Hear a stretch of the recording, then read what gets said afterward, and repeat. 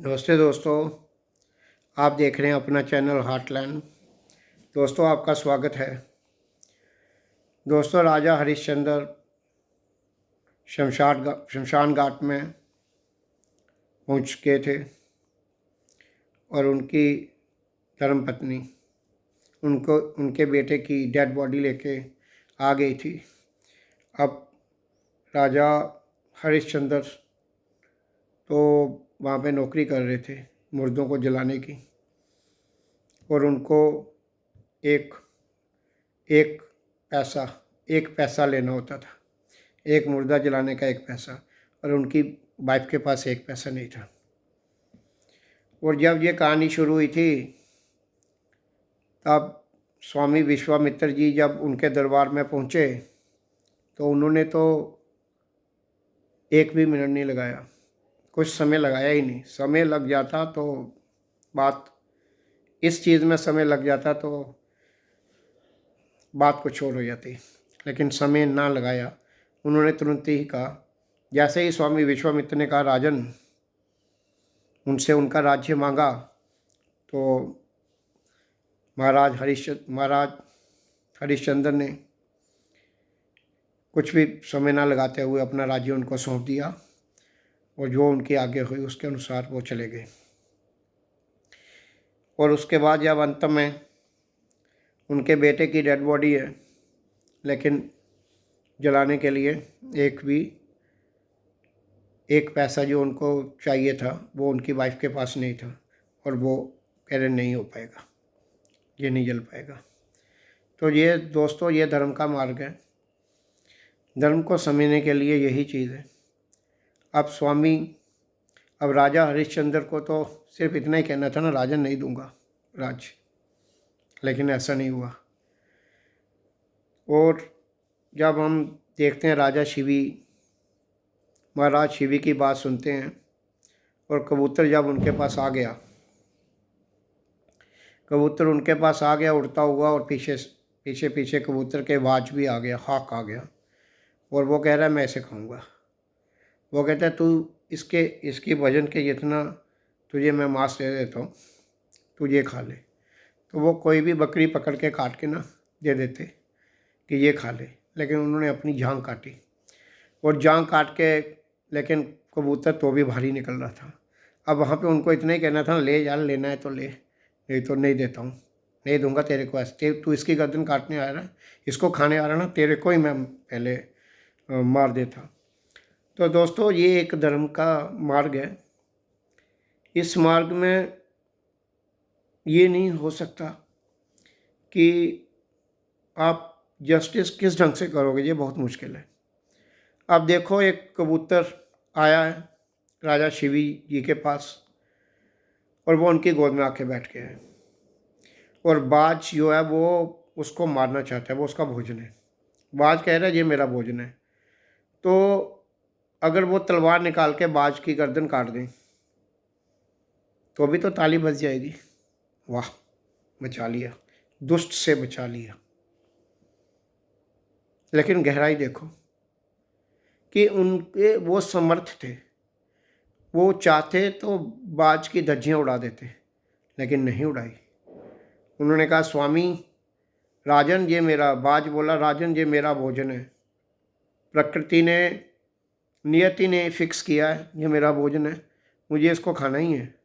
इसके बिना ये मेरा धर्म है, मेरा कर्म है, मैं इसे पकड़ के खाऊंगा, नहीं तो मैं मर जाऊंगा, और अपने आप को बचाए रखना मेरा धर्म है।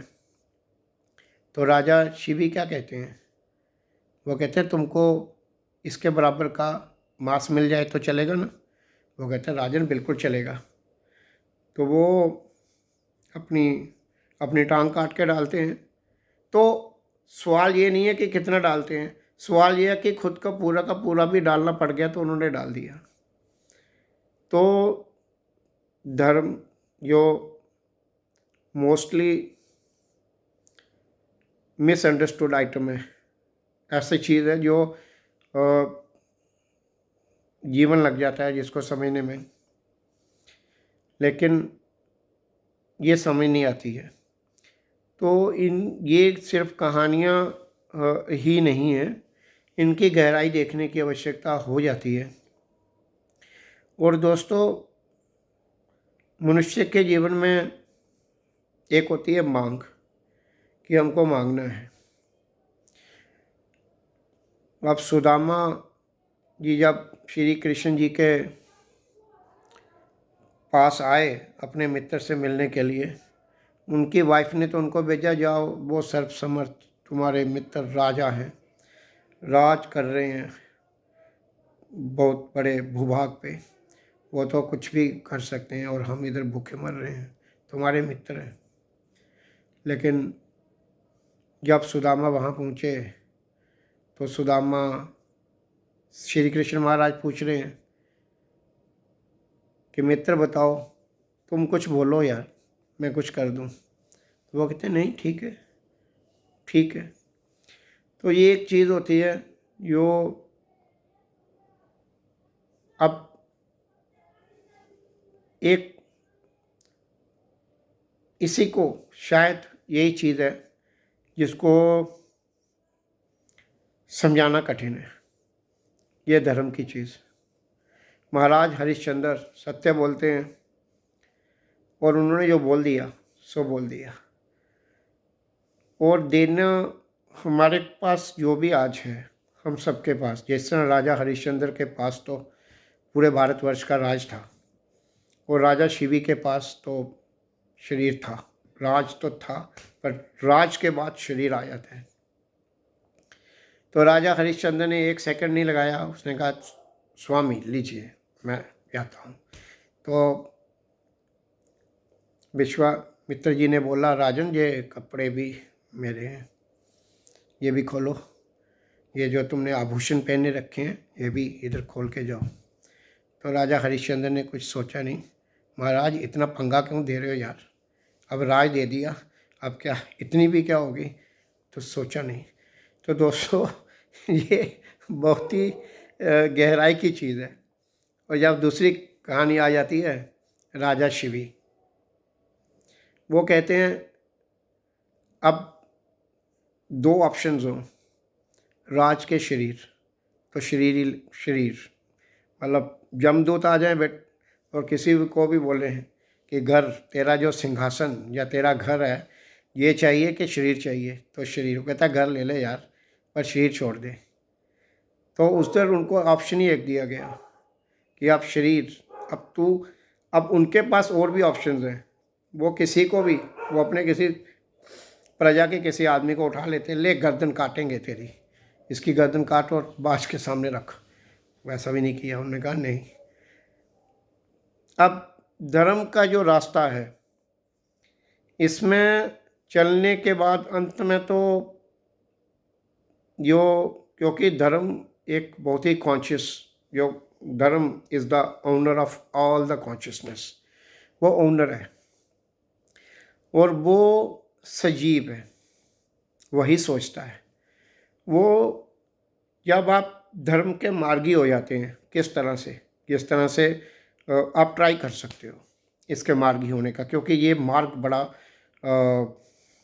बहुत ही ये दुष्कर मार्ग है, इसके ऊपर चलना इतना आसान नहीं, बट आप अभ्यास करो, या कोई भी अभ्यास करके इसके ऊपर जब चलने लग जाता है ना, तो फिर धर्म उसको ऐसी सिचुएशनों में डालेगा कि उसको बिल्कुल ठोक पीट के ना सही धर्म का मार्गी बनाएगा, जिस तरह राजा हरिश्चंद्र को बनाया और जिस तरह राजा शिवी को बनाया और जिस तरह श्री रामचंद्र जी ने।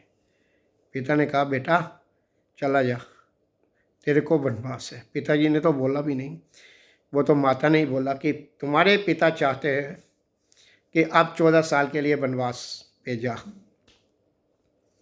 तो राम जी ने कहा जो क्या, उन्होंने इधर आने के समय जो कदमों की चाल थी, जाते समय और तेज थी कि विलम्ब ना हो जाए, पिता की आज्ञा का पालन करने में उससे पहले ही निकल जाऊं। तो ये जो तेजी है, ये चीज़, ये धर्म है। अब इसको जैसे मैं बता रहा था कि राजा शिवी महाराज के पास ऑप्शंस कम नहीं थे, बहुत ऑप्शन थे। राजा था किसी को भी मार के डाल देता।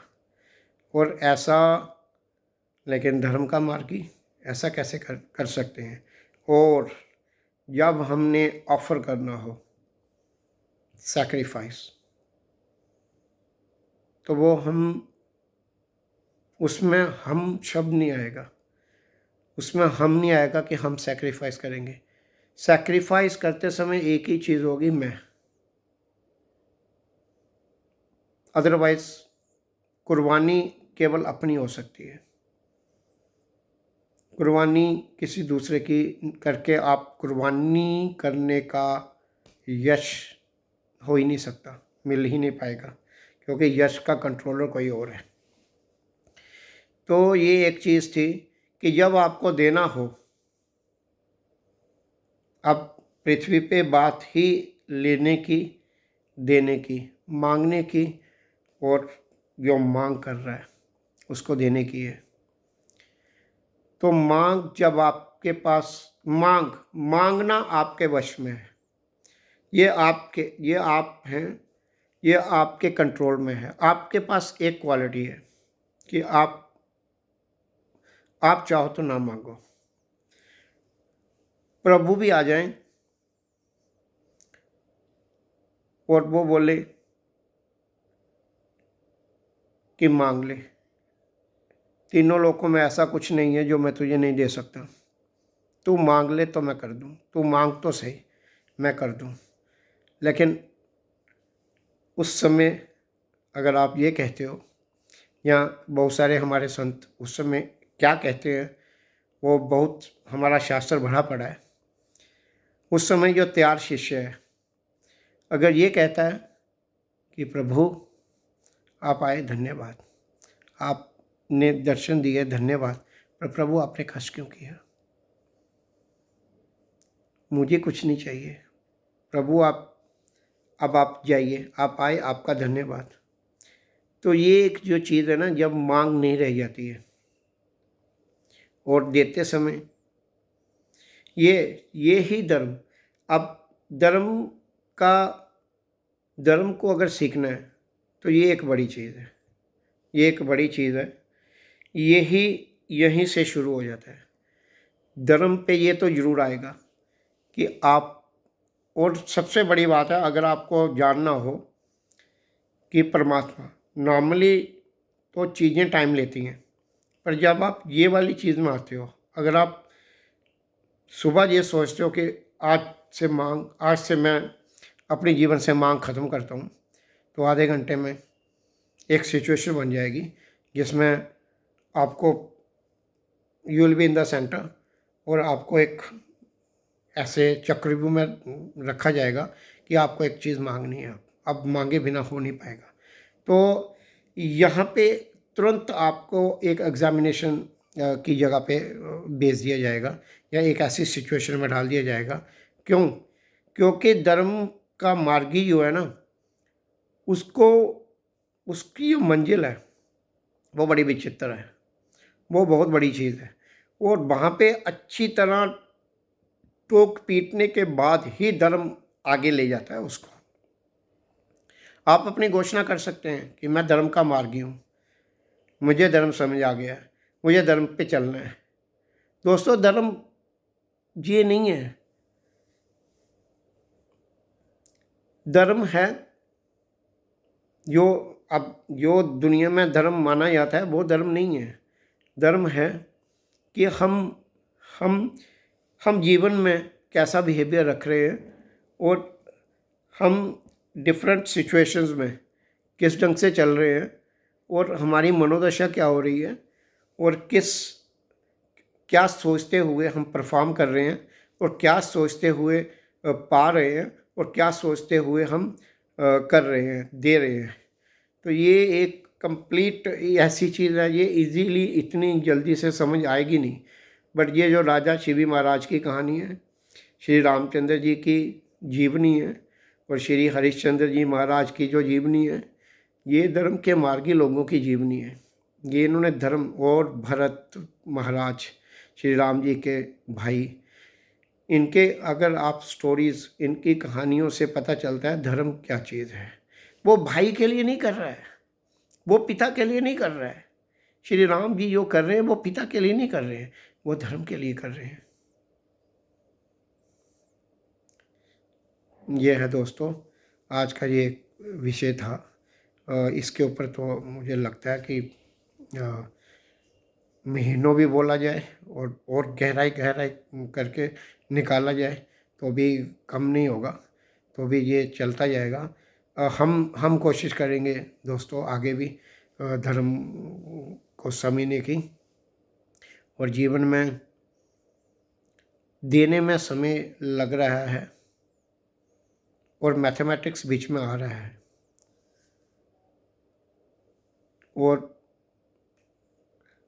और मांगों का ढेर है। तो धर्म के ऊपर धर्म का मार्गी तो भी हुआ जा सकता है, पर हमको पर इसमें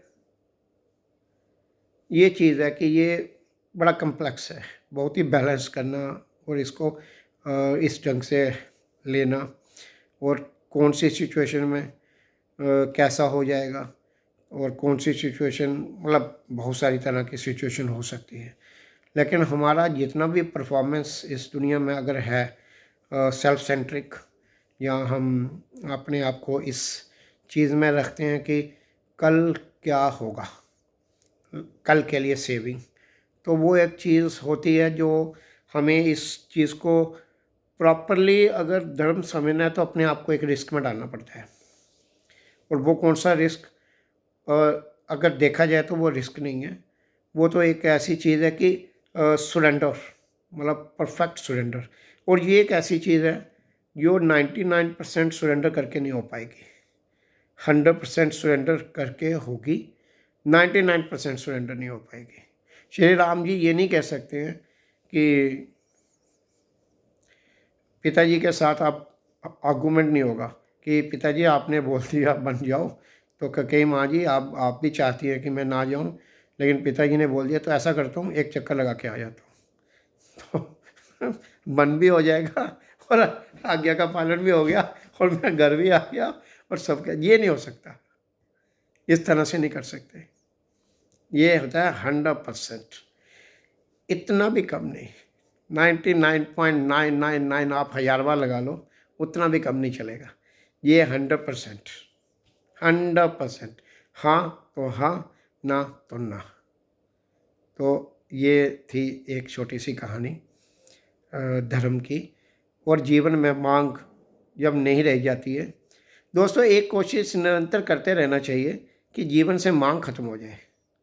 स्वामी विवेकानंद जी जो इतने बड़े महान हो गए कि उनका, मतलब उनकी ज़िंदगी, उनकी लाइफ आज तक करोड़ों करोड़ों लोगों को इंस्पायर कर रही है, और इतना सा भी उनके पथ पे चलने से लोग अपना जीवन बनाने लग गए हैं। और कितनी मतलब हर साल हर मोहल्ले में एक दो व्याख्यान या थोड़े एरिया में हो ही जाते हैं उन पे, और चर्चाएं चलती रहती हैं। स्वामी विवेकानंद जी ने कैसे कर लिया ये अपना, तो ये सारा उन्होंने इस ढंग से नहीं किया है। इस सब का पीछे जो मेन कारण है, अब लोग कहते हैं कि इंटेलिजेंस कुछ नहीं होती है, टैलेंट कुछ नहीं होता है। टैलेंट ये हमारे बनाई हुई चीज़ें हैं। सारी चीज़ें जो होती हैं वो एक तो मेहनत होती है कि आपने मेहनत कितनी की है, और दूसरा ये होता है कि आपने मेहनत किस फील्ड में की हुई है, और तीसरा ये होता है कि आपने सरेंडर कितना किया है।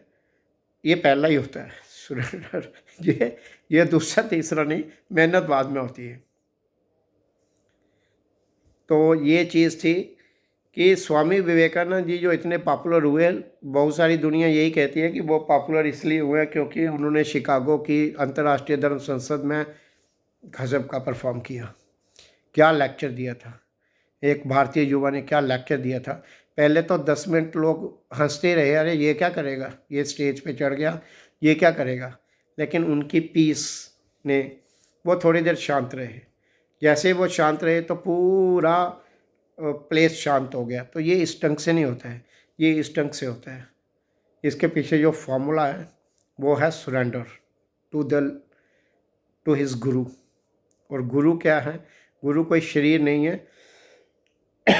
सरेंडर टू सारी जो डिमांड है मेरे अंदर, जो मांग रह गई है, जो स्वामी विवेकानंद जी के अंदर मांग रह गई थी, गुरु जी ने पहले उन सारी मांगों को जीरो किया, उसको जीरो बनाया, उसको खाली किया, अपने शिष्य को खाली किया कि सब निकाल दे बाहर, एक एक करके खाली किया। बिल्कुल। तो लेकिन शिष्य भी तैयार था खाली होने के लिए, वरना इसमें हज़ारों साल भी लग सकते हैं और 1 मिनट में भी हो जाता है। तो ये चीज़ क्योंकि ये अपने हाथ में, अपने आप को खाली करना वैसे तो अपने हाथ में है कि नहीं, बट अगर आप इसको समझ लो तो अपने हाथ में है। अपने जीवन से मांग ख़त्म कर देना आपके अपने हाथ में है, मेरे भी अपने हाथ में है, सबके अपने हाथ में है। तो ये एक चीज़ है जो इसके लिए ये आज मैंने बातचीत की। धन्यवाद दोस्तों। भारत माता की जय।